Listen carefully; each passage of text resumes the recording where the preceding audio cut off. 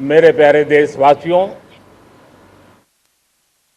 आज हम सब 80वां स्वतंत्रता दिवस मना रहे हैं। आज हर दिलों की धड़कन वंदे मातरम के नाद से गूंज रही। आज हर घर तिरंगा है, हर मन तिरंगा है और देश उत्साह और उमंग के साथ नए संकल्पों को लेकर के आज आगे बढ़ रहा है। आप सबको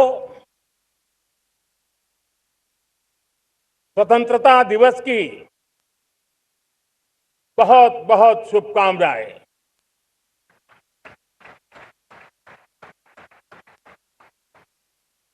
देश आज उन महान सपूतों का पुण्य स्मरण करती है जिन्होंने देश की आजादी के लिए त्याग बलिदान की पराकाष्ठा की। अपने तप त्याग और बलिदान से आजादी के एकमात्र लक्ष्य को लेकर के अपनी पूरी जिंदगी खपा दी। पूज्य बापू समेत सभी स्वातंत्र सेनानियों को बलिदान की महान परंपरा जगाने वाले महान क्रांतिकारियों को आज मैं श्रद्धापूर्वक नमन करता हूं।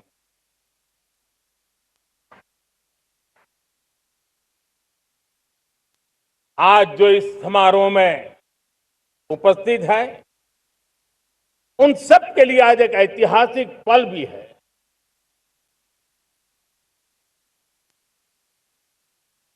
आजादी के बाद 15 अगस्त को लाल किले पर पहली बार वंदे मातरम गूंज रहा है।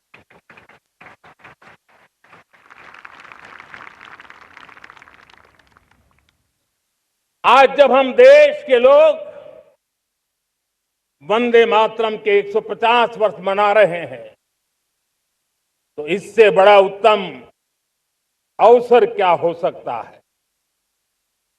मेरे प्यारे देशवासियों, पिछले दिनों देश के कुछ हिस्सों में बाढ़ का प्रकोप रहा, भूस्खलन का प्रकोप रहा, अनेक परिवार प्रभावित हुए। उनके दुख दर्द को हम भली भांति अनुभव करते हैं। पीड़ित परिवारों को मैं विश्वास दिलाता हूं कि हम और पूरा देश उनके साथ खड़े हैं। मेरे प्यारे देशवासियों, कोई भी राष्ट्र तब महान बनता है, तब अपनी सिद्धियों को प्राप्त करता है जब अपने सपनों, अपने संकल्पों और अपने सामर्थ्य के दम पर आगे बढ़ता है। मेरे देशवासियों,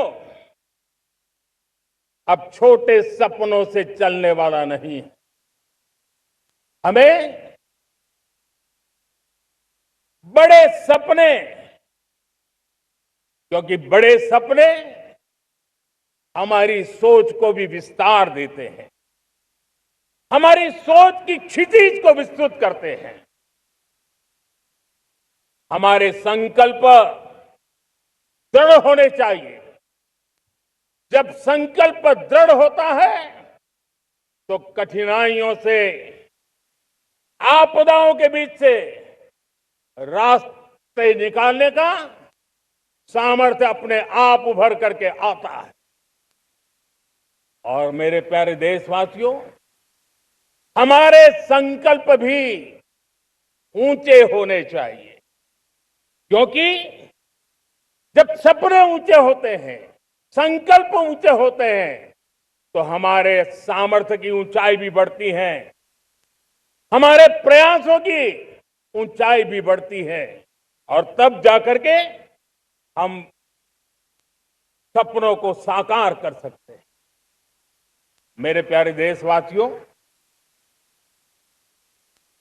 आज भारत ने भी एक बहुत बड़ा सपना देखा है, दृढ़ संकल्प के साथ देखा है, नई ऊंचाइयों को छूने के लिए देखा है।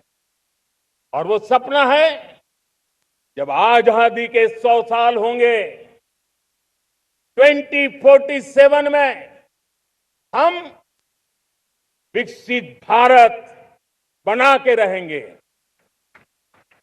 140 करोड़ देशवासियों के पुरुषार्थ से इस लक्ष्य को हमें हासिल करना है। और जब दुनिया की सबसे बड़ी आबादी वाला देश विकसित होने का संकल्प लेता है,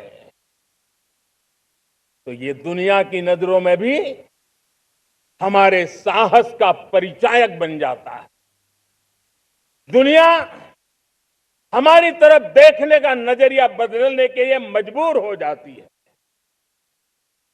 प्यारे देशवासियों, और मैं ऐसे ही नहीं कह रहा हूं, पिछले 12 वर्ष में देश के कोटि कोटि नागरिकों ने, दलित हो, पीड़ित हो, वंचित हो, आदिवासी हो, गांव में रहने वाला हो, शहर में रहने वाला हो, गरीब हो, मध्यम वर्ग का हो, युवा हो, बुजुर्ग हो, नारी हो, पुरुष हो, उत्तर हो, दक्षिण हो, पूर्व हो, पश्चिम हो, हर किसी ने पिछले 12 साल में एक संकल्प के साथ, समर्पण के साथ देश को नई ऊंचाइयों पर ले जाने में हर प्रकार से प्रयास किया है।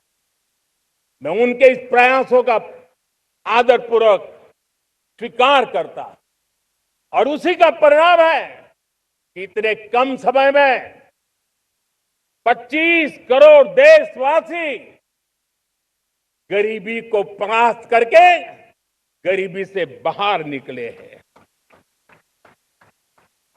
इन्हीं देशवासियों का प्रयास का परिणाम है कि हम कभी फ्रेजाइल 5 में गिरे जाते थे, 12 साल के भीतर भीतर हम एक मेजर इकोनॉमी में फास्टेस्ट ग्रोइंग इकोनॉमी बन गए हैं। साथियों, देश आजाद हुआ, बहुत सारे सपने लेकर के आजाद हुआ, लेकिन हम गति नहीं पकड़ पाए, रफ्तार नहीं पकड़ पाए। होती है, चलती है, अरे हो जाएगा, देखा जाएगा, उसी में खोए रहे। 2014 तक आते आते तो पूरे विश्व ने हमें फ्रेजाइल 5 के उस में डंप कर दिया था। ऐसे समय पिछले 12 साल में भारत ने एक नई रफ्तार पकड़ी, तेज गति से हम आगे बढ़ रहे हैं, और देशवासियों का संकल्प है कि अब 140 करोड़ देशवासियों के संकल्प को, सामर्थ्य को रोकना नामुमकिन है। प्यारे देशवासियों, पिछले 12 वर्षों में डिफेंस प्रोडक्शन करीब 4 गुना, खादी और ग्रामोद्योग का उत्पादन करीब 5 गुना हुआ, इलेक्ट्रॉनिक मैन्युफैक्चरिंग करीब 7 गुना बढ़ा, आधुनिक रेलवे कोच का निर्माण 21 गुना बढ़ा, मोबाइल फोन उत्पादन 33 गुना बढ़ा। इतना ही नहीं, आधुनिक युग को देकर के भी डिजिटल और इनोवेशन की दुनिया में भी हमने अपना परचम लहराया। इंटरनेट यूजर, इंटरनेट कंज्यूमर करीब करीब 4 गुना बढ़े। पेटेंट ग्रांट होने की संख्या 4 गुना बढ़ी। डिजिटल ट्रांजैक्शन 100 गुना बढ़े। सामान्य मानवीय की सुविधाओं की तरफ भी हमने उतना ही गंभीरता से काम किया। हर साल औसतन 15 गुना ज्यादा तेजी से हमने नल से जल कनेक्शन दिए। हर साल औसतन 6 गुनी ज्यादा रफ्तार से लोगों को गैस कनेक्शन दिए। हर साल 4 गुनी रफ्तार से गरीबों के लिए टॉयलेट बनाने का काम किया। हर साल 3 गुना ज्यादा तेजी से गरीबों को घर देने का काम किया। देश ने गवर्नेंस में भी बहुत बदलाव लाया। हजारों की संख्या में कंप्लायंसेस खत्म किए। सैकड़ों की तादाद में पुराने कानून खत्म किए। पिछली शताब्दी के कानूनों से 21वीं शताब्दी की मार्च नहीं हो सकती। हमने आधुनिक इंफ्रास्ट्रक्चर के लिए मेट्रो का विस्तार किया। हमने पब्लिक ट्रांसपोर्ट को ताकत दी। जिस स्पीड से काम, जिस स्केल पर काम किया, ये सब, ये रफ्तार, ये विस्तार, ये अचीवमेंट आजादी के बाद पहली बार पिछले 1 दशक ने देखा है। और जब इतनी सारी सिद्धियां हमारे सामने हो, इतनी तेज गति दिखाई देती हो, देशवासियों का सामर्थ्य पल पल प्रकट होता है, तब तो 2047 में विकसित भारत बनने का संकल्प कभी भी अधूरा नहीं रह सकता है। ये सारे आंकड़े इस बात की गवाही देते हैं कि हम आगे बढ़ने वाले हैं, मेरे प्यारे देशवासियों। लेकिन उसके लिए आत्मविश्वास की जरूरत होती है, आत्मगौरव की जरूरत होती है, और साथ साथ आत्मनिर्भर भारत होना भी बहुत जरूरी होता है। और इसलिए बीते वर्षों में हमारा कन्विक्शन रहा है कि भारत को हमें अब दूसरे देशों पर निर्भर रह करके नहीं जीना चाहिए। हमें आत्मनिर्भर बनना चाहिए। दुनिया में बहुत कुछ मिलता है, सस्ता मिलता है, जल्दी मिल सकता है, लेकिन उससे हमारा सामर्थ्य तैयार नहीं होता, न हमारे सामर्थ्य की कसौटी होती है। और इसलिए हमें भी अपनी क्षमताओं को बढ़ाना है। अपने हितों की सुरक्षा हमें खुद को करनी है। और इसलिए आत्मनिर्भर भारत का संकल्प बहुत दृढ़ता के साथ हम लेकर के आगे बढ़ रहे हैं। मेक इन इंडिया, स्वदेशी, वोकल फॉर लोकल, इन सारे क्षेत्रों में आज हर भारतीय का मन जुड़ रहा है। मेरे प्यारे देशवासियों, मैं आपको एक उदाहरण देता हूं सेमीकंडक्टर का। देश आजाद होने के बाद विश्व में तो सेमीकंडक्टर की चर्चा हो चुकी थी, हमारे यहां भी बातें होती थी, लेकिन सेमीकंडक्टर का कोई बड़ा प्लान हम आगे नहीं बढ़ा पाए। और आज स्थिति क्या है? आज की डिजिटल दुनिया में, आज की टेक्नोलॉजी में चिप का महात्म्य हम समझते हैं। कोई भी इलेक्ट्रॉनिक गुड्स होगा, हमारे मेडिकल इक्विपमेंट होंगे, हमारे ट्रांसपोर्ट के रास्ते होंगे, हर किसी में चिप अनिवार्य है।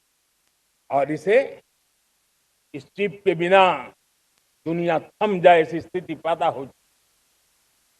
और इसलिए भारत ने आत्मनिर्भर होने की दिशा में अपना सेमीकंडक्टर प्लांट, बड़ा सेमीकंडक्टर प्लांट, 3 सेमीकंडक्टर प्लांट शुरू हो चुके हैं और मुझे बताया गया है कि वहां जो प्रोडक्शन हो रहा है वो एक्सपोर्ट होना शुरू हो चुका है। और मैं देशवासियों को कहना चाहता हूं, आने वाले 7-8 वर्ष में और 5, 7 या 8 सेमीकंडक्टर प्लांट बहुत ही जल्द शुरू होने वाले। ये आत्मनिर्भर भारत हमें विकसित भारत की दिशा में जाने का महामार्ग देती। मेरे प्यारे देशवासियों, वैसी ये चर्चा क्रिटिकल मिनरल की हो रही है। पूरी टेक्नोलॉजी क्रिटिकल मिनरल पर निर्भर है। भारत इसमें भी अपने आप को सुरक्षित करने में जुटा हुआ है। क्रिटिकल मिनरल का लक्ष्य साझा किया जाए। नेशनल क्रिटिकल मिनरल ये हमने लॉन्च किया। बजट में क्रिटिकल मिनरल कॉरिडोर की हमने घोषणा की है। कई देशों के साथ एग्रीमेंट हो रहे हैं। विश्व के कई देश अब इस क्रिटिकल मिनरल के विषय में भारत के पर भरोसा करने लगे हैं। मेरे प्यारे देशवासियों, जैसे सेमीकंडक्टर की बात हो, क्रिटिकल मिनरल की बात हो, वैसे ही जिस टेक्नोलॉजी की दिशा में हम जा रहे हैं, दुनिया जा रही है, उसमें एनर्जी का महत्व और बढ़ता चला जा रहा है। अब एनर्जी के बिना भी नई दुनिया को चलाना मुश्किल है और इसलिए हमें चिप हो, एआई हो, डेटा सेंटर हो, हमें बहुत बड़ी मात्रा में बिजली की जरूरत होगी। एनर्जी सिक्योरिटी ये हमारे समय की मांग है और इसलिए हमने पहले से ही उस दिशा में एक के बाद एक मजबूत कदम उठाए हैं।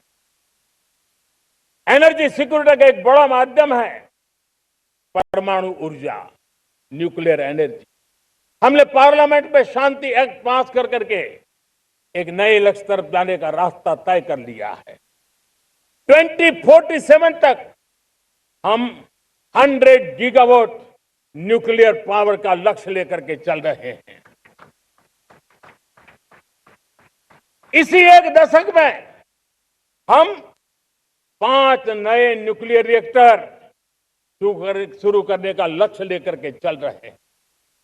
इस वर्ष भारत ने फास्ट ब्रीडर न्यूक्लियर टेक्नोलॉजी में महारत हासिल करके एक अहम पड़ाव पार किया है और उसके कारण परमाणु ईंधन में आत्मनिर्भर बनने की दिशा में हमें एक बहुत बड़ा सफलता का कदम हमने रखा है। मेरे प्यारे देशवासियों, कई बार संसाधनों की कमी के कारण देश रुकता नहीं है, लेकिन रुकने का कारण सोच की सीमाएं होती हैं। जब सोच बंध जाती है, सीमाओं में सड़ने लग जाती है, तब हम अपने सामर्थ्य को भी पहचान नहीं पाते हैं। देश को आज कच्चे तेल पर निर्भर रहना पड़ रहा है और हमारी गलत सोच के कारण है। आप जान के हैरान हो जाएंगे, हमने समुद्री तट पे 99% हमारा समुद्री तट का पूरा हिस्सा ऐसी सोच के कारण नो गो एरिया घोषित करके रखा था। हमने ही समंदर के अंदर जाकर के एक्सप्लोरेशन न करने का निर्णय कर लिया था। ये सोच का दारिद्र्य था। हमने फैसला किया ये नहीं चल सकता। हमने उस 99% को, जो कभी नो गो एरिया हुआ करते थे, हमने उसको गो एहेड एरिया के रूप में खुला कर दिया है। और अब हम समुद्र के भीतर भी एक्सप्लोरेशन करने की और नए नए भंडार खोजने की दिशा में हम प्रवृत्त हैं, हम प्रयास कर रहे हैं। हमने पिछले वर्ष उसी दिशा में एक महत्वपूर्ण कदम रखते हुए समुद्र मंथन की घोषणा की थी और पिछले दिनों हमने 85,000 करोड़ रुपए इस काम के लिए आवंटित करके काम को गति देने का निर्णय कर लिया है। मेरे प्यारे देशवासियों, एनर्जी सिक्योरिटी, इसका मैंने कहा कि हमें ऑल्टरनेट स्रोतों की तरफ भी पूरी शक्ति लगाना बहुत जरूरी है और इसलिए ऊर्जा का सही इस्तेमाल बढ़ाते हुए भारत इसी दिशा में आज तेजी से काम कर रहा है। 2014 से पहले, मतलब आज से 12 साल पहले, हमारे देश में सिर्फ 70 शहरों में पाइप से गैस की व्यवस्था थी, पाइप से गैस डिस्ट्रीब्यूशन होता था। 12 साल में इन 70 शहरों को हमने 700 शहरों तक पहुंचा दिया है। ये होती है रफ्तार, ये होता है विस्तार। 2014 के पहले मुश्किल से 20-22 लाख घरों में पाइप से गैस पहुंचता था। आज 1.25 करोड़ घरों में पाइप से गैस पहुंचाने का काम हो रहा है। 12 वर्ष पहले देश में सोलर एनर्जी की कैपेसिटी सिर्फ 2 गीगावाट थी। 2 गीगावाट, आज 160 गीगावाट हमने प्राप्त किया है लक्ष्य। मेरे प्यारे देशवासियों, मैं एक और जानकारी देता हूं। हमने इसका लाभ देश के मध्यम वर्ग को, सामान्य परिवार को मिले, इस तरफ भी उतना ही ध्यान केंद्रित किया। हमने पीएम सूर्यघर मुफ्त बिजली योजना चालू की और आज मुझे संतोष है कि इतने कम समय में 50 लाख घरों का सोलर एनर्जी का काम हम आंकड़ा पार कर चुके हैं। तेजी से चल रहा है और उसके कारण हजारों घरों का बिजली बिल 0 हो गया है। हजारों घर अपनी बिजली का उपयोग करने से अतिरिक्त बिजली आज बेच करके कमाई कर रहे हैं। हर परिवार को हम इस काम के लिए 80,000 रुपया सरकार की तरफ से एक एक परिवार को मदद दी जा रही है, तब जाकर के हम इस काम को पूरा कर रहे हैं। मेरे प्यारे देशवासियों, आपको जानकर के हैरानी होगी, ये जो हमारी रेलवे है उसका इलेक्ट्रिफिकेशन का काम हमारे देश में 1925 में शुरू हुआ था।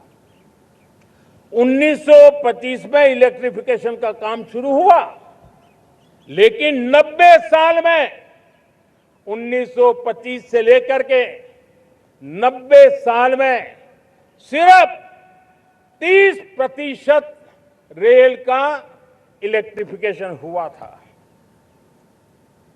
यानी 90 साल में 30%। हमारी रफ्तार देखिए, लक्ष्य को पाने के लिए हमारी दौड़ देख लीजिए। हमने एक दशक के अंदर 100% काम पूरा कर दिया। 90 साल में 30%, 10 साल में 70%, ये होता है काम। और इसके कारण डीजल जो हमें बाहर से लाना पड़ता है उसकी बचत हुई, बिजली से हमारी ट्रेनें चली, पर्यावरण को फायदा होने लगा। मेरे प्यारे देशवासियों, हम यहां से नहीं रुके हैं। हम दुनिया के अंदर पीछे रहना नहीं चाहते। पिछले दिनों आपने खबर सुनी होगी, भारत ने ईंधन का नया क्षेत्र को भी छू लिया है। देश ने पहली हाइड्रोजन से चलने वाली ट्रेन शुरू कर दी है और मुझे खुशी है, ये सबसे लंबी ट्रेन है और सबसे ताकतवर ट्रेन है और दुनिया में हाइड्रोजन ट्रेन के क्षेत्र में भी भारत ने अपना झंडा गाड़ दिया है। प्यारे देशवासियों, पिछले 10-12 साल हम लगातार 2047 के लक्ष्य को पाने के लिए दौड़ रहे हैं, एक के बाद एक सोपान सिद्ध कर रहे हैं। हमने सोचा भी नहीं था कि हमें इसमें भी कुछ मुसीबतों का झेलना पड़ेगा। पिछले 10-12 वर्ष में कितने संकटों का सामना करना पड़ा। कोरोना जैसी वैश्विक महामारी ने पूरी दुनिया को चिंता में डाल दिया था, सारी व्यवस्थाएं चरमरा गई थी। कोरोना से बाहर निकले, युद्ध की विभीषा की खबरें आने लगी, कहीं यूक्रेन तो कहीं पश्चिम एशिया, हर जगह पे तनाव का माहौल। और पता नहीं भविष्यवेत्ताओं ने तो न जाने क्या क्या घोषणाएं कर दी थी। देश को डराना, देश को भयभीत रखना, देश को चिंतित रखना, इसी में कुछ लोगों को आनंद आता है। वैक्सीन नहीं मिलेगी, कोविड में लोग बचेंगे नहीं, कुछ भी नहीं होने वाला। वेस्ट एशिया का क्राइसिस आया, पेट्रोल पंप पे पेट्रोल नहीं मिलेगा, गैस नहीं मिलेगा, डीजल नहीं मिलेगा, फर्टिलाइजर नहीं मिलेगा। सारी दुनिया भर की अफवाहें फैला करके भारत के लोगों को भयभीत करने का, डराने का, चिंता के अंदर डुबो देने का कुछ लोगों को आनंद आ रहा था।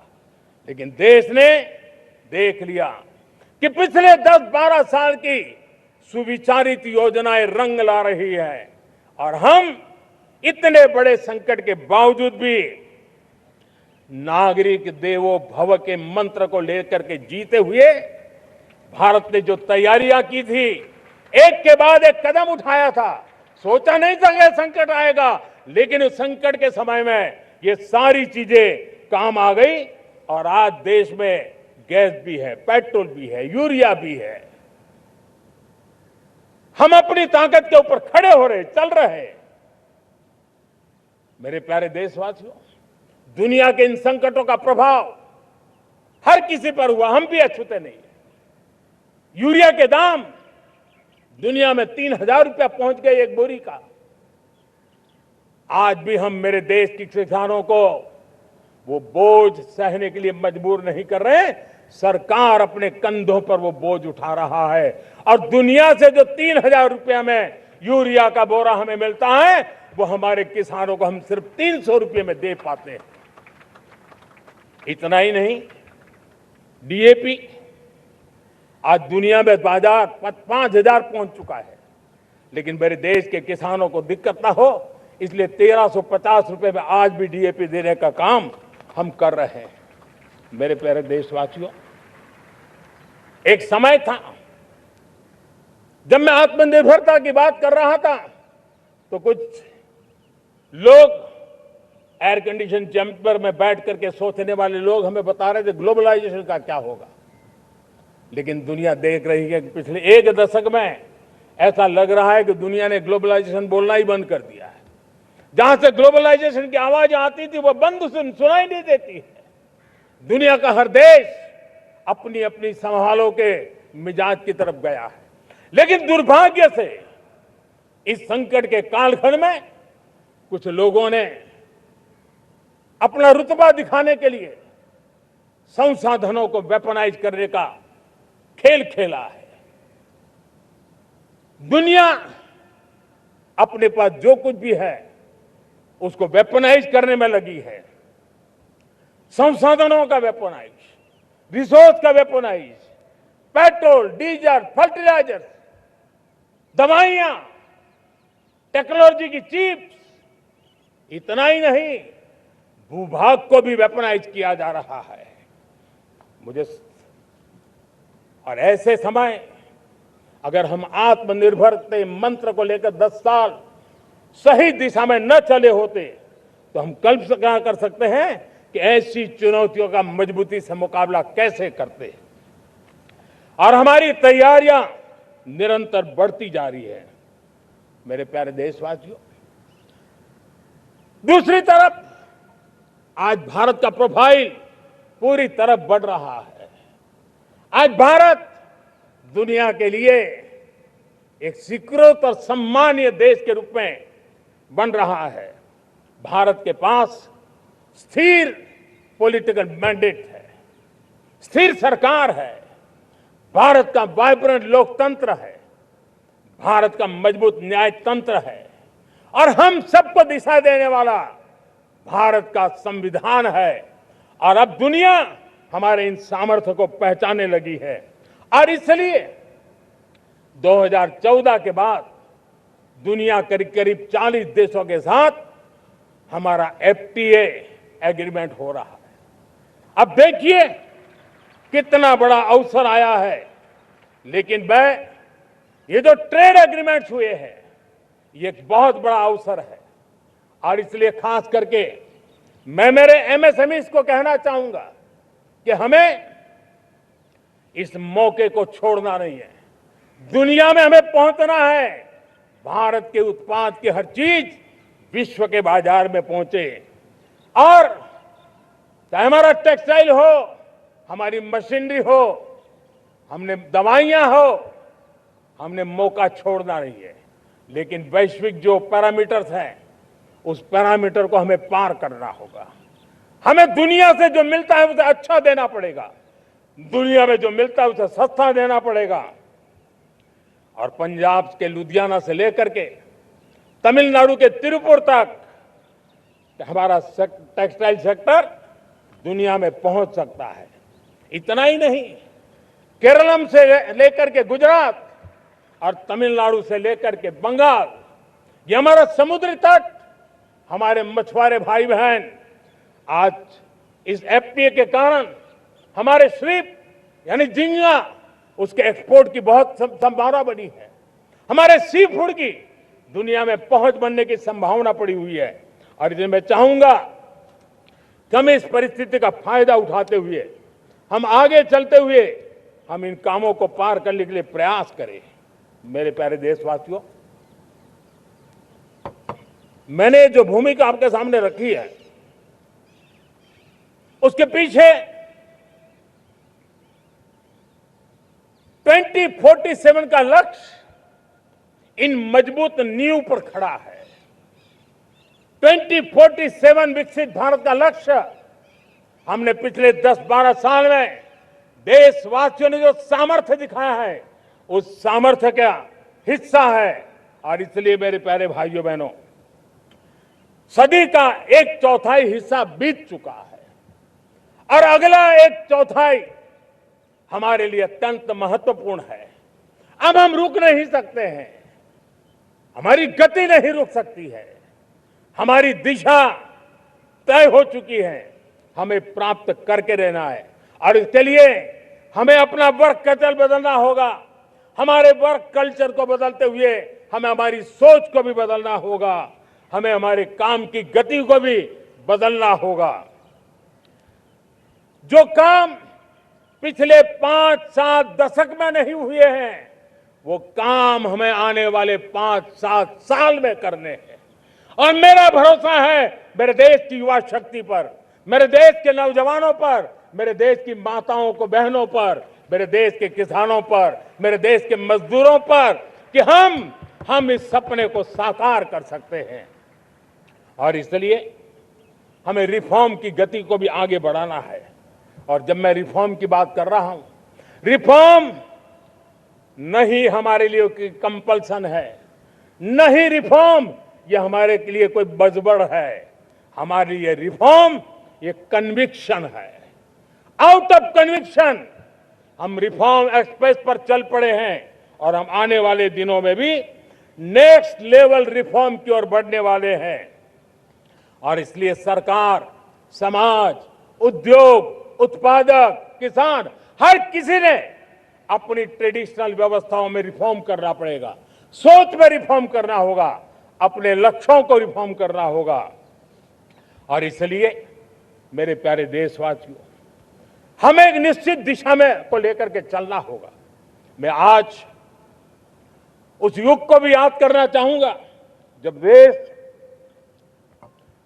भारत का सामर्थ्य सप्त सिंधु के रूप में हम जानते थे, हम समझते थे, हम सुनते थे। अब विकसित भारत बनाने के लिए हमें नई धारा चाहिए।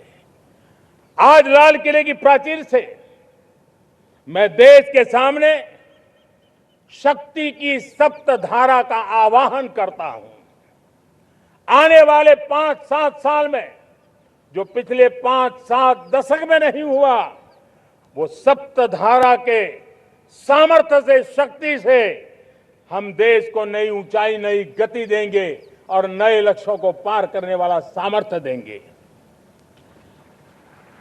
और इसके साथ साथ देश की युवा शक्ति का सामर्थ्य का भरपूर राष्ट्र निर्माण में उपयोग होगा, उनकी शक्ति जोड़ी जाएगी। आने वाले दिनों में जब मैं सप्तधारा की बात करता हूं, सप्तधारा की पहली शक्ति है मैन्युफैक्चरिंग पावर।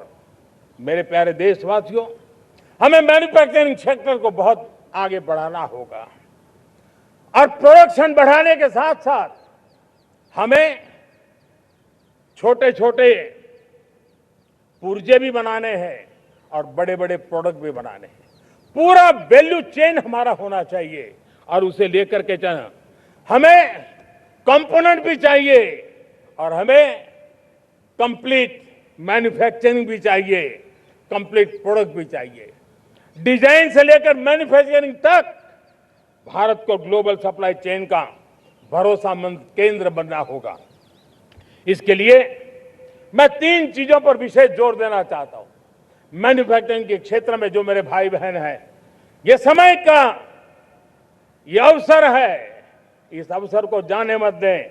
और इसके लिए हमें कॉस्ट, क्वालिटी और स्केल, इसके विषय में वैश्विक मानदंडों से खरा उतरना पड़ेगा। हमारी फैक्ट्रीज कॉम्पिटिटिव हो, हमारे प्रोडक्ट्स यूजर फ्रेंडली हो, हमारा पैकेजिंग दुनिया के लोगों को लुभावने वाला हो, आकर्षित करने वाला हो, हमारा जीरो डिफेक्ट प्रिसिजन मैन्युफैक्चरिंग, ये हमारी पहचान बनना चाहिए। हर मैन्युफैक्चरर, हर एंटरप्रेन्योर, हर एमएसएमई से मैं कहना चाहता हूं, ग्लोबल मार्केट में हमारी पहचान विश्वसनीयता और गुणवत्ता के आधार पर होनी चाहिए। क्वालिटी के संबंध में नो कॉम्प्रोमाइज, और इसलिए हमारा मंत्र क्वालिटी, क्वालिटी, क्वालिटी होना चाहिए। यही हमारा ग्लोबल ब्रांड वैल्यू बनेगा। मेरे प्यारे देशवासियों, इस सप्तधारा की दूसरी शक्ति है कृषि और फूड प्रोडक्शन, फूड प्रोसेसिंग। हमें इस दिशा में आगे बढ़ना होगा। हमारे किसानों ने, अब दुनिया के बाजार खुल चुके हैं, एफपीए के कारण हमें एक बहुत बड़ा मार्केट मिल रहा है। हमें वहां पहुंचना है, हमें उस जगह को हाथ लगाना है। हमें खेत से लेकर एक्सपोर्ट मार्केट की ओर जाना होगा। हमारे पारंपरिक खान पान हो, हमारे मिलेट्स हो, हमारे मसाला हो, हमारे फल हो, फूल हो, क्या कुछ नहीं है हमारे पास, वो ग्लोबल ब्रांड्स बनने चाहिए। हमारे किसान केमिकल फ्री खेती को बल देंगे, दुनिया में इनकी मांग और बढ़ने वाली है। और जो ग्लोबल पैरामीटर्स के अंदर हर प्रकार से सिद्ध होने वाले हमारे एग्रो प्रोडक्ट होंगे, तो दुनिया में हम आसानी से पहुंच पाएंगे। मेरी सप्तधारा की तीसरी शक्ति है टेक्नोलॉजी और इनोवेशन। मेरे प्यारे देशवासियों, आज जमाना एआई का है, क्वांटम का है, स्पेस का है, रोबोटिक्स का है, डेटा सेंटर्स का है। पूरी तरह एक नया क्षेत्र खुल चुका है और इमर्जिंग टेक्नोलॉजी ये भी हर पल हमें चुनौती दे रही है। और इसलिए देश को दुनिया के लिए मार्केट नहीं बना देना, हमें इनोवेशन का हब बनना है।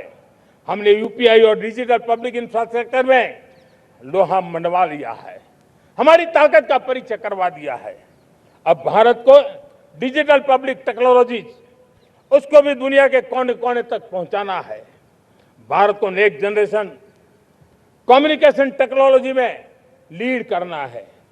मेड इन इंडिया 6G हर कोने में पहुंचे, ये हमारा लक्ष्य होना चाहिए और हमें उसमें तेजी करनी चाहिए और इसके लिए हमारा प्रयास कम नहीं होना चाहिए।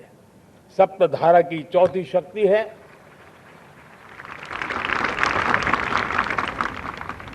गति शक्ति। यह गति शक्ति देश के अंदर सीमलेस फास्ट कनेक्टिविटी पर हमें बल देना होगा। शहरों को हाई स्पीड रेल से हमें जोड़ना होगा। मॉडर्न हाईवे चाहिए, इनलैंड वाटरवेज चाहिए, एयरपोर्ट चाहिए, मल्टी मॉडल लॉजिस्टिक की व्यवस्था चाहिए। हमें पोर्ट्स को सिर्फ सामान उतारना चढ़ाने की जगह नहीं, दुनिया के शिप्स आकर के लंगर हो जाए इतना नहीं, हमें हमारे पोर्ट्स को पोर्ट लेड डेवलपमेंट ग्रोथ की दिशा में हमें आगे बढ़ना होगा। हमारी पांचवी शक्ति है सप्तधारा की, वो है रक्षा शक्ति।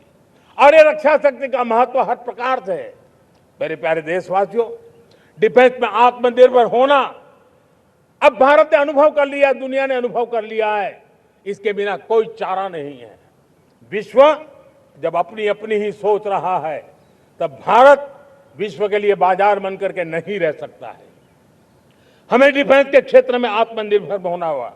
Next generation defence technology develop करके हमें ग्लोबल सप्लायर बनने की दिशा में हमें लक्ष्य लेकर के चलना है। हमें ड्रोन, काउंटर ड्रोन सिस्टम को विकसित करना होगा और हाइपरसोनिक डिफेंस टेक्नोलॉजीज, उस पर हमें लीडरशिप लेनी होगी। साथियों, साइबर सुरक्षा भी आज हर घर के लिए एक समस्या बन रही है। वो भी एक रक्षा का क्षेत्र है जिसमें हमारे युवाओं की जो सामर्थ्य है, उस सामर्थ्य का उपयोग हम देश के और दुनिया के लिए कर सकते हैं। हमारी सप्तधारा की छठी शक्ति है ग्रीन इकोनॉमी, ब्लू इकोनॉमी, जो ग्रीन जॉब को भी जन्म देती है। हमें green hydrogen, renewable energy, energy storage, green mobility, green manufacturing in global scale हमें पा करके रहना है। हमें दुनिया जब ग्लोबल वार्मिंग की चर्चा करती रहती है, हम रास्ते खोजते रहते हैं, हम समस्याओं का समाधान दे रहे हैं और भारत ये ग्रीन मूवमेंट का बहुत बड़ा सामर्थ्य लेकर के चलिए। भारत के पास ब्लू इकोनॉमी के लिए भी बहुत बड़ा अवसर है। बहुत बड़ा लंबा हमारा कोस्ट लाइन है। ब्लू इकोनॉमी के लिए बहुत बड़े अवसर है। फिशरीज है, कोस्टल टूरिज्म है, ओशन टेक्नोलॉजी है। ऐसे कितने ही क्षेत्र हैं जिसमें हम आगे बढ़ सकते हैं।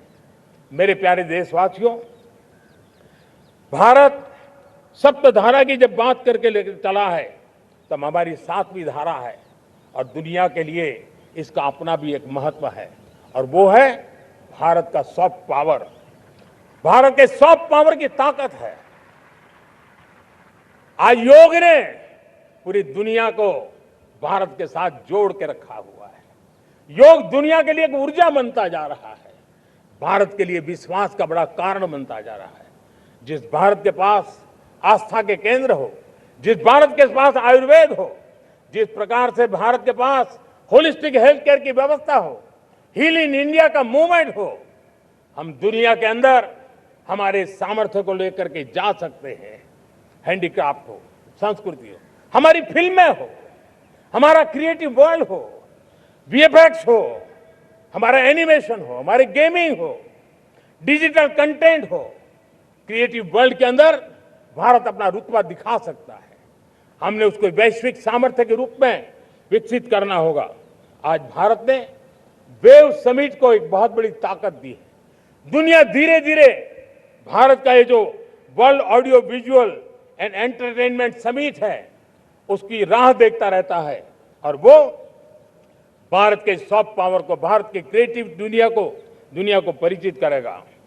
मेरे प्यारे देशवासियों, भारत के पास विशाल वन्य संपदा है।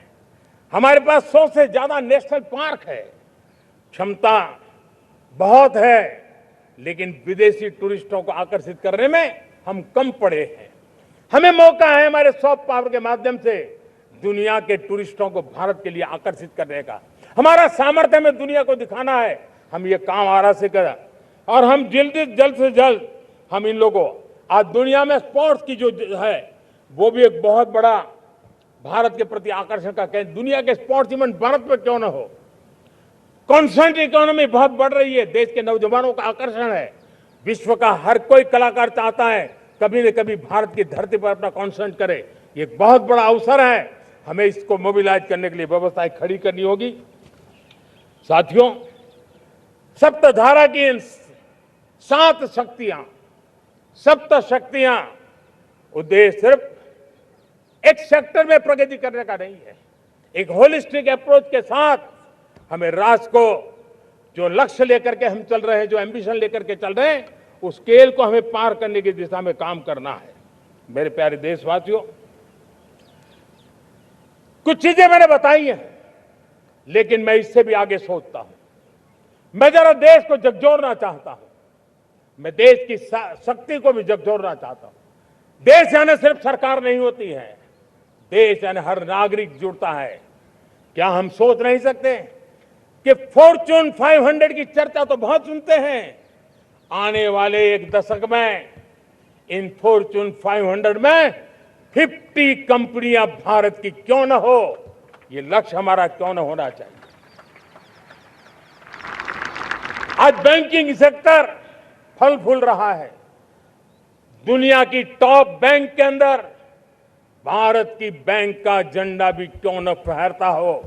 भारत की बैंक भी टॉप बैंक 5 बैंक में भारत की भी एक बैंक होनी चाहिए।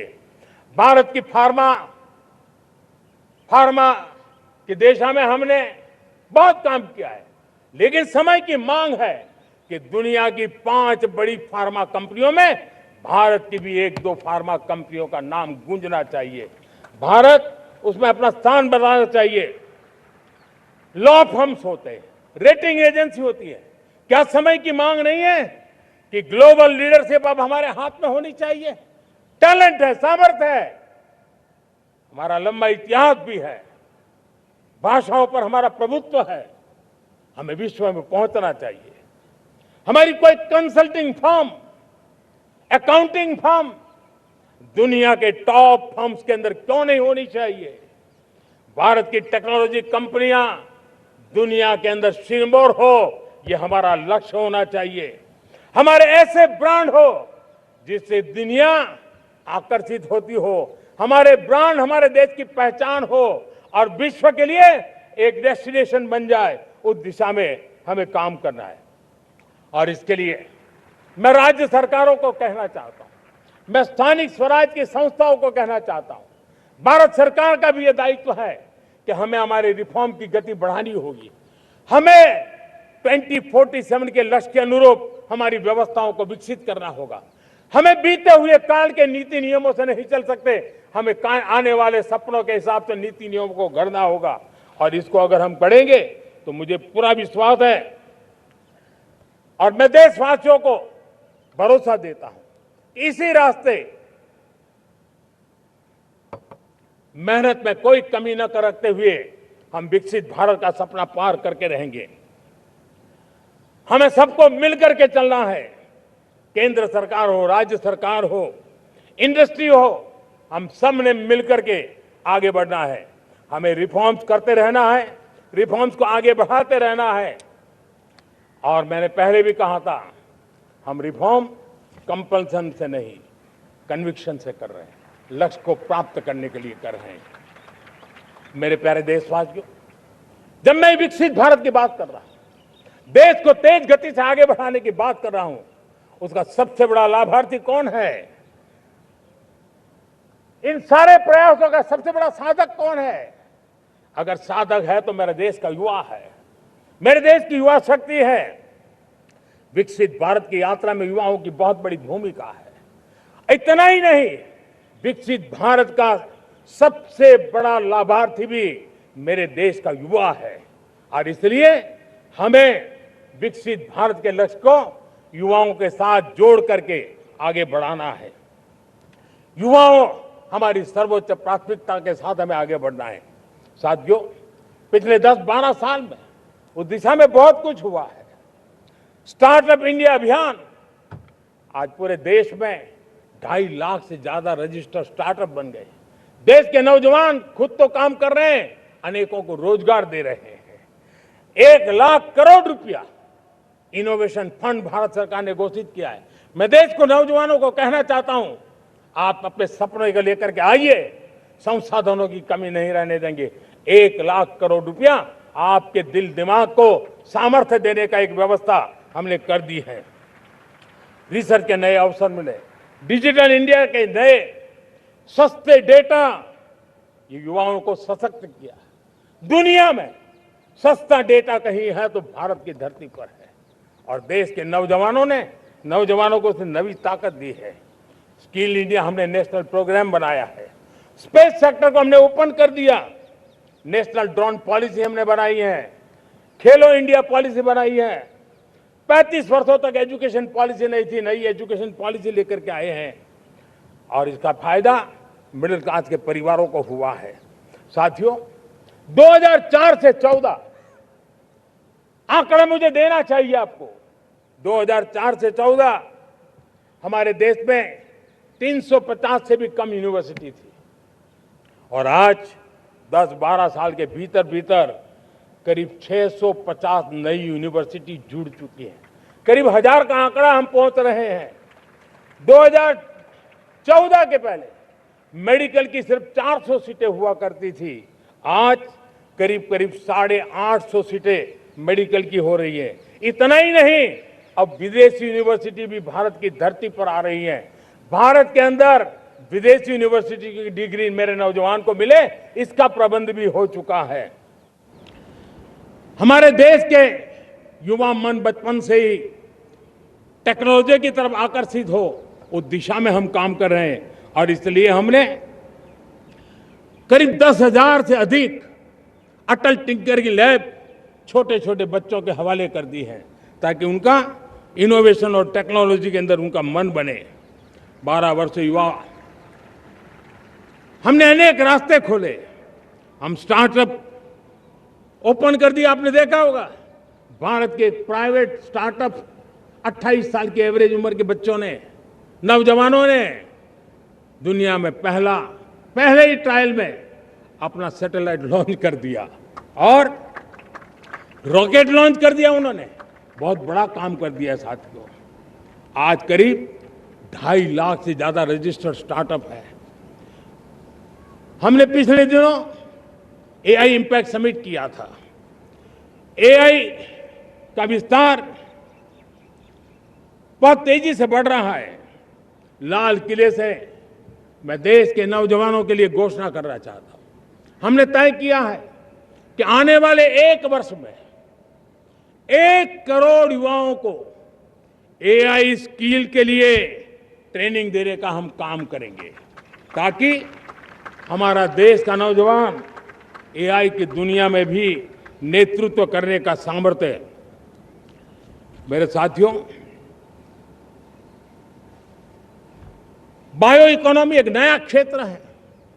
एक समय था 2014 के पहले सिर्फ 60,000 करोड़ रुपए का बायो इकोनॉमी का काम होता था। मेरे देश के नौजवान, आपने क्या कमाल कर दिया है। देखिए, नीतियां जब सही होती है, लक्ष्य जब साफ होता है, तो मेरे देश के नौजवान कैसा करके बायो इकोनॉमी में देश की युवा शक्ति ने सामर्थ्य दिखाया। 2014 के पहले जो 60,000 करोड़ का कारोबार था, आज वो कारोबार बायो इकोनॉमी 20 लाख करोड़ पहुंच चुकी है। दोस्तों,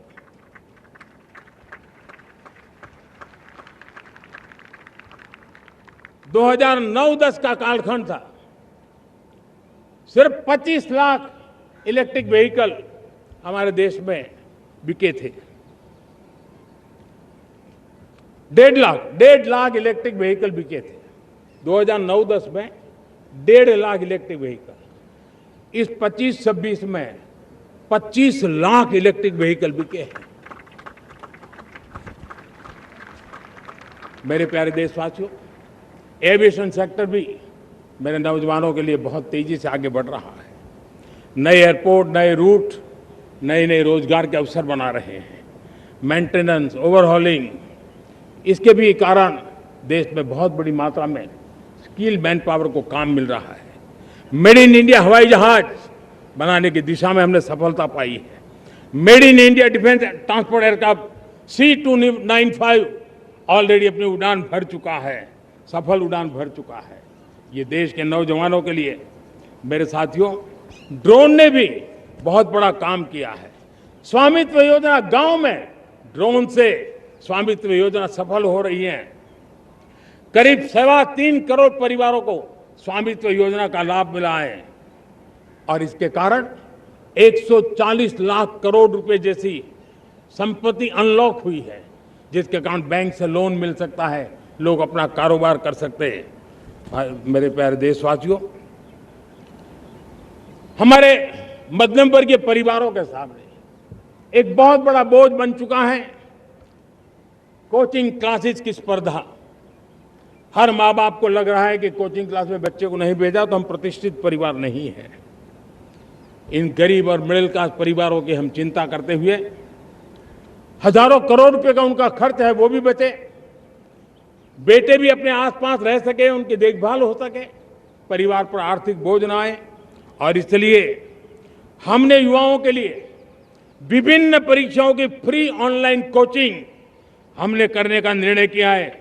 डिजिटल पब्लिक इंफ्रास्ट्रक्चर है, हमारे पास उत्तम टैलेंट है, टीचर्स हैं, उन संसाधनों को जोड़ करके हम देश के नौजवानों को फ्री कोचिंग देने का एक पूरा नेटवर्क हम खड़ा करने वाले हैं। मेरे प्यारे देशवासियों, मैं हमेशा कहता आया हूं, जो खेले वो खिले। जब मैं खेले वो खिले की बात कर रहा हूं, तब मेरे प्यारे देशवासियों, आज भारत खेल की दुनिया में अपनी जगह बना रहा है। अब खेल के पोडियम में भारत का राष्ट्रगीत सुनाई देता है, भारत का राष्ट्रगान सुनाई देता है, भारत का तिरंगा झंडा लहराता दिखाई नजर आ रहा है। टॉप्स योजना ने बहुत बड़ी सफलता पाई है। खेलो India games, university games, winter games, beach games, sports infrastructure, sports के लिए कोचिंग, स्पोर्ट्स मेडिसिन, स्पोर्ट्स के लिए न्यूट्रिशन, इन सारे विषयों में भारत अब महारत करने की दिशा में आगे बढ़ रहा है। नौजवानों के लिए पूरा नया क्षेत्र, खिलाड़ी न बन सके तो उसकी सपोर्ट सिस्टम में भी बहुत बड़ा क्षेत्र खुल रहा है। स्पोर्ट्स की दुनिया में भारत का प्रदर्शन बेहतर होता रहा है और हम 2036 में ओलंपिक के मजबूत दावेदार बनकर के आगे बढ़ रहे हैं और 2030 में कॉमनवेल्थ गेम्स को भारत होस्ट करने वाला है। और मेरे साथियों, दुनिया में जो ओलंपिक की खेल होते हैं, करीब 40 प्रकार के गेम होते हैं और करीब 350 साढ़े 350 स्पर्धाएं होती हैं ओलंपिक में। और आपको जानकर के दुख होगा मेरे देशवासियों, मेरे नौजवानों, मैं आपको चुनौती देता हूं, मैं आह्वान करता हूं, मैं आपकी मदद चाहता हूं। 350 जितने स्पर्धाओं में भारत 2/3 खेलों में कहीं होता ही नहीं, हमारी मौजूदगी नहीं होती, हम क्वालिफाई नहीं होते हैं। हमने तय किया है कि 2036 में जो ओलंपिक होगा, हम चाहते हैं कि वो भारत में हो, लेकिन 2036 में जिन विधाओं में आज भारत खेलता नहीं है, जिन विधाओं में भारत क्वालिफाई नहीं करता है, जिन स्पर्धाओं में भारत ने छोड़ के रखा है, 3/4 हिस्सा हमारे इंतजार कर रहा है। भारत उस पर बल देगा और इसके लिए हम टैलेंट हंट का एक अभियान भी चलाना चाहते हैं। हमें अगर 2036 के लिए खिलाड़ी चाहिए तो आज जो 5 साल, 10 साल, 15 साल की उम्र के नौजवान हैं, बेटे हैं, उनके तरफ ध्यान देना होगा, उन बेटियों पर ध्यान देना होगा। और इसलिए 5 से 15 उम्र के बच्चों में खेल प्रतिभा ढूंढने के लिए गांव गांव, शहर शहर, स्कूल स्कूल एक टैलेंट हंट का अभियान चलाया जाएगा। बच्चों की प्रतिभा को देखा जाएगा और फिर उनको स्पेशल ट्रेनिंग दे करके देश के लिए खेलने वाले अच्छे खिलाड़ी बनाए जाएंगे। मेरे प्यारे युवा, देश के सामने, देश के नौजवानों के सामने नशा एक बहुत बड़ा संकट बनता जा रहा है। नशा मुक्त भारत ये हम सबका सामूहिक दायित्व होना चाहिए। हमारे उज्जवल भविष्य के लिए हमारी युवा पीढ़ी मजबूत हो, हमारा युवा सामर्थ्य हमारे देश के लिए काम आए, इसलिए नशा मुक्त भारत। पिछले दिनों माय भारत के वॉलंटियर्स ने, देश के एनजीओ ने, देश के सामाजिक सांस्कृतिक संगठनों ने, देश के आध्यात्मिक पुरुषों ने मिलकर के नशा मुक्त भारत का 100 सप्ताह का एक कार्यक्रम तय किया है। 100 सप्ताह तक एक अभियान चलने वाला है। मैं हर परिवार को कहना चाहता हूं कि आप भी इस अभियान का हिस्सा बने, आप इसके साथ जुड़िए और देश के नशा मुक्त भारत के सपने को पूरा करने के लिए आप आगे आइए। मेरे प्यारे देशवासियों, 21वीं सदी में दशकों पुरानी जो चुनौतियां हैं, उन चुनौतियों को खत्म करना बहुत अनिवार्य है। नक्सलवाद, माओवाद लाखों युवाओं के भविष्य को तबाह कर दिया, अनेक माताओं के दुधमल नौजवानों को छीन लिया, बर्बाद कर दिया, हर मां बाप के सपनों को चूर चूर कर दिया। इस नक्सलवाद ने 4 दशक तक हिंदुस्तान के बहुत बड़े हिस्से को, बहुत बड़ी आबादी को दबोच करके रखा था, बंदूक के नोक पर दबोच करके रखा था, संविधान की धज्जियां उड़ा दी थी और देश के सामान्य नागरिकों की रक्षा में 3,500 से ज्यादा हमारी पुलिस के, सुरक्षा बल के जवान शहीद हो गए। युद्ध के अंदर जितने सैनिक मरते हैं, उससे ज्यादा हमारे पुलिस जवानों को जान की बाजी लगानी पड़ी ताकि देश के सामान्य मानवी को सुरक्षा मिले। ये नक्सलवाद ने धरती को लहूलुहान कर दिया था। 2014 में आपने जब हमें मौका दिया, उसी दिन हमने संकल्प लिया था कि हम देश को नक्सलवाद से मुक्त करेंगे। और आज मुझे खुशी है कि नक्सली माओवादी हिंसा आखिरी सांस भी शायद रहने की अब तो ताकत नहीं रही है। पूरी तरह उसे खत्म करने की दिशा में जहां पर कभी नक्सलवादियों की गोलियां चलती थी, जहां पर कभी धरती रक्त रंजित रहा करती थी, आज उसी नक्सल क्षेत्रों में, उसी इलाकों में नक्सल मुक्त होने के कारण विकास, विश्वास और प्रयास का तिरंगा लहरा रहा है। मेरे प्यारे देशवासियों, लेकिन इस चुनौती को हमने कम नहीं आंकना है। इस चुनौती से हमें और भी सावधान रहने की जरूरत है। वर्षों तक देश की सत्ता में माओवादी सोच के लोग गलियारों में अपनी जगह बना करके बैठे थे। सरकारी कमेटियों में सलाहकार के रूप में भी ये माओवादी सोच ने नीतियों को प्रभावित किया था। मेरे प्यारे देशवासियों, जंगलों में हमें हथियारी नक्सलों का खात्मा बुलाने में, उस संकट से देश को मुक्त कराने में सफलता मिली है। लेकिन हथियारी नक्सल तो गए, लेकिन दिमागी नक्सल, ये दिमागी नक्सल मौके की तलाश में है, हिंसा, अराजकता के वो रास्ते खोज रहे हैं, समाज को गलत राह पर घसीटने के लिए भांति भांति के दांव कर रहे हैं। इन दिमागी नक्सलियों को पहचानना होगा, इन दिमागी नक्सलियों को आइसोलेट करना होगा और राष्ट्र को विकसित राष्ट्र बनाने की मुख्य धारा की ओर देश की युवा पीढ़ी को जोड़ना होगा। मेरे प्यारे देशवासियों, सुरक्षित भारत बनाना हम सबका दायित्व है।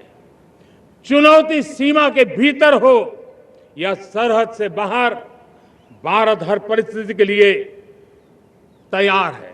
आज युद्ध का नेचर बदल रहा है। अब युद्ध सीमा पर ही होता है, गारंटी नहीं है। आज युद्ध सीमा के अंदर कहीं रिफाइनरी पे जाकर के, कहीं बैंकिंग सेक्टर को जाकर के, कहीं डेटा सेंटर को जाकर के, एक प्रकार से लड़ाई का नया रूप, इंफ्रास्ट्रक्चर तोड़े जा रहे हैं, फैक्ट्रियां तोड़ी जा रही है। हमने मिशन सुदर्शन चक्र की पिछले सालों घोषणा की थी, बहुत तेजी से उस पर काम चल रहा है। आज डिफेंस एक्सपोर्ट हमारा करीब 50 गुना बढ़ा है। करीब 100 देशों में हमारे अस्त्र शस्त्र पहुंच रहे हैं। वैश्विक पटल पर भारत की प्रतिष्ठा धीरे धीरे बढ़ रही है। बदलते हुए समय में अस्त्र शस्त्र की तरफ काम करना है, सैन्य बलों का सामर्थ्य बढ़ाना है, लेकिन साथ साथ नागरिकों को भी तैयार करना होगा। पिछली शताब्दी के युद्धों के अनुरूप जो सिविल डिफेंस की व्यवस्थाएं हमारे देश में विकसित हुई है, वो कालबाह्य हो चुकी है। और इसलिए मैं आज लाल किले से घोषणा कर रहा हूं कि हम आने वाले दिनों में सिविल डिफेंस का एक वाइब्रेंट नेटवर्क खड़ा करेंगे। आधुनिक व्यवस्थाओं से उनको परिचित कराएंगे। आधुनिक संकटों से नागरिकों को रक्षा करने की क्या व्यवस्था हो सकती है, एक बहुत बड़ा वॉलेंटरी फोर्स सिविल डिफेंस का आधुनिक चुनौतियों को पार करने वाला हम बनाने वाले हैं। मेरे प्यारे देशवासियों, राष्ट्र के निर्माण में आज हमारी बहनों बेटियों का योगदान हम सब के लिए बहुत बड़ा प्रेरणा का कारण बना हुआ है। फाइटर जेट हो या सिविल एविएशन, हमारी बेटियां सबसे आगे दिखाई दे रही है। खेलकूद का मैदान हो, हमारी बेटियां आगे दिखाई दे रही है। स्टेम एजुकेशन में भर्ती होने की प्रक्रिया हो, सबसे ज्यादा हमारी बेटियां आगे दिख रही है। आज सेना में भी एनडीए से जो बच्चियां निकली हैं, वो बड़े रौब के साथ देश की सेना का नेतृत्व करने का सामर्थ्य दिखाने लगी है। मेरी बेटियों की ताकत कैसी है। मैं पिछले दिनों साणंद में एक सेमीकंडक्टर प्लांट में गया, वहां आदिवासी बेटियां, देश के अलग अलग कोने से आई हुई बेटियां काम कर रही थी। वो उस गांव से आई थी जिन्होंने पासपोर्ट क्या होता है पता तक नहीं था। वो बेटियां विदेशों में गई, ट्रेनिंग लेकर के आई और आज चिप निर्माण का काम कर रही है। और बड़े कॉन्फिडेंस, मैं जो उनका कॉन्फिडेंस देखा, मैं सचमुच में बहुत प्रभावित हुआ था। आज 3 करोड़ बहनों को हमने लखपति दीदी बनाने का लक्ष्य तय किया था, उसको पार कर लिया। अब हम 6 करोड़ लखपति दीदी बनाने के लक्ष्य को लेकर के आगे बढ़ रहे हैं। 3 करोड़ नई लखपति दीदी बनना मतलब ग्रामीण अर्थव्यवस्था में बहुत बड़ा बदलाव मातृशक्ति के द्वारा आने वाला है। मेरे प्यारे देशवासियों, आज पंचायतों में, नगर पालिका में, महानगर पालिका में बहुत बड़ी मात्रा में हमारी महिलाएं जनप्रतिनिधि बनकर के देश का मार्गदर्शन कर रही है, समस्याओं का समाधान कर रही है, बहुत ही सक्षम नेतृत्व दे रही है। और इसी को ध्यान में रखते हुए हमने पार्लियामेंट में नारी शक्ति वंदन अधिनियम पारित किया था। लेकिन किसी न किसी कारण से राजनीति के अखाड़े में पिछले 40 साल से ये सपना हमेशा राजनीतिक अखाड़े का शिकार हो गया है। मैं देश के सभी राजनीतिक दलों से आज लाल किले की प्राचीर से तिरंगे झंडे की छाया में खड़े होकर के प्रार्थना करता हूं, आग्रह करता हूं, आइए उन महिलाओं के सामर्थ्य के पुजारी बनिए, उन महिलाओं के सम्मान में आगे आइए और जल्द से जल्द हमारी माताओं बहनों को 33% विधानसभा और लोकसभा में उनको प्रतिनिधित्व मिले। वे भारत की नीति घड़तर के अंदर अपना योगदान दे।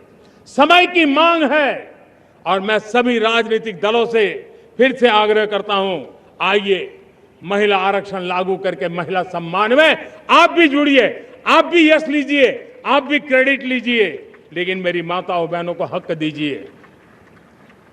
मेरे प्यारे देशवासियों, विकसित भारत का संकल्प तभी पूरा होगा जब विकास अंतिम व्यक्ति तक पहुंचेगा। 2014 से पहले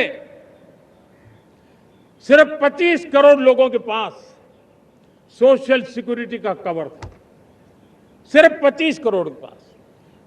साथियों, पिछले 5-7 दशक में सिर्फ 25 करोड़, हमने एक दशक के भीतर भीतर 100 करोड़ देशवासियों को सोशल सिक्योरिटी का कवच दिया है। आयुष्मान भारत योजना से 70 साल की उम्र के बुजुर्गों से भी आज 5 लाख रुपए तक मुफ्त दवाई की व्यवस्था हो रही है। करोड़ों करोड़ों परिवारों को इसके कारण बहुत बड़ी सुविधा मिली है। और इस आयुष्मान कार्ड के कारण 2 लाख करोड़ रुपया जो दवाई और ऑपरेशन के पीछे खर्च होना था, वो मेरे परिवारों के बच्चे हैं। वो गरीब परिवार है, वो मध्यम वर्ग के परिवार है, उनको इतनी बड़ी। मेरे प्यारे देशवासियों, आज मुझे एक काम के लिए आपकी मदद चाहिए। मैं आप सबसे एक मदद मांग रहा हूं। सभी नौजवानों से मैं चाहता हूं कि आप इसका नेतृत्व करिए। आपका 1 या 2 घंटे देश को बहुत बड़ी शक्ति देने वाले हैं। आपको लगेगा 1-2 घंटे में मैं देश की क्या शक्ति, मैं बताता हूं, आप बहुत बड़ी शक्ति बनने वाले हैं। और इसलिए हर घर में वातावरण बने। इन दिनों देश में जनगणना का काम हो रहा है, सेंसस का काम हो रहा है, गिनती चल रही है। और गिनती सिर्फ आंकड़ों से बात बनती नहीं है, उसकी बारीकियों से नीतियां बनती हैं, योजनाएं बनती हैं, देश आगे बढ़ने की अपनी रूपरेखा तैयार करता है। और इसलिए सटीक जानकारियां होना बहुत जरूरी है। कभी कभी जो सरकार की तरफ से प्रतिनिधि आते हैं वो इतनी जल्दी में होते हैं, कभी स्पेलिंग एक लिख देते हैं, कभी अलग लिख देते हैं, और इसके कारण अल्टीमेट परिणाम हमें सही मिलने में दिक्कतें आती हैं। अब जब टेक्नोलॉजी अवेलेबल है और इस बार निर्णय किया है, आप स्वयं भी जनगणना में अपनी जानकारियां अपने मोबाइल फोन से भर करके दे सकते हैं।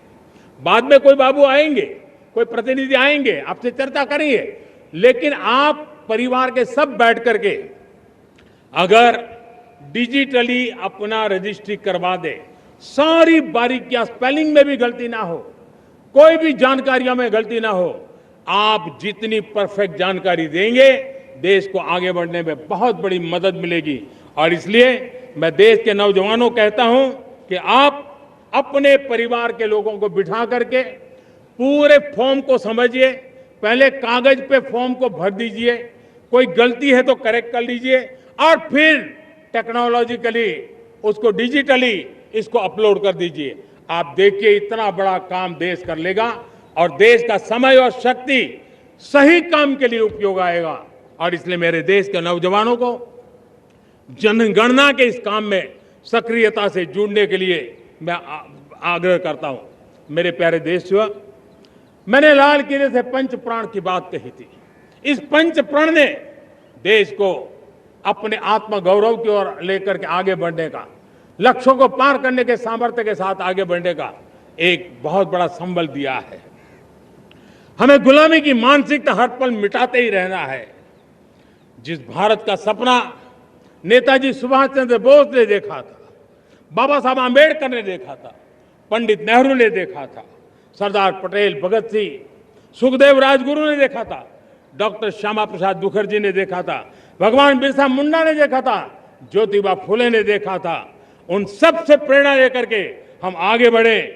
आइए इस संकल्प को हम दोहराए, स्वयं से ऊपर राष्ट्र का हित हो, स्वयं से ऊपर राष्ट्र का हित हो और कर्तव्य ही हमारी पहचान हो। मैं सभी देशवासियों से कहूंगा, समय हमारा है।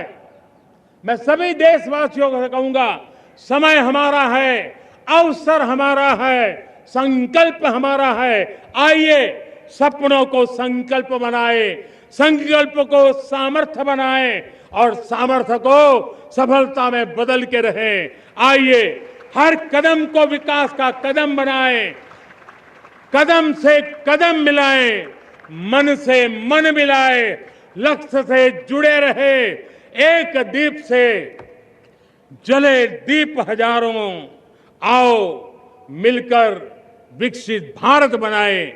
इसी एक भावना के साथ इस मंगल पर्व पर आप सबको अनेक अनेक शुभकामनाएं। मेरे साथ बोलिए, भारत माता की, भारत माता की, भारत माता की, वंदे वंदे वंदे। बहुत बहुत धन्यवाद।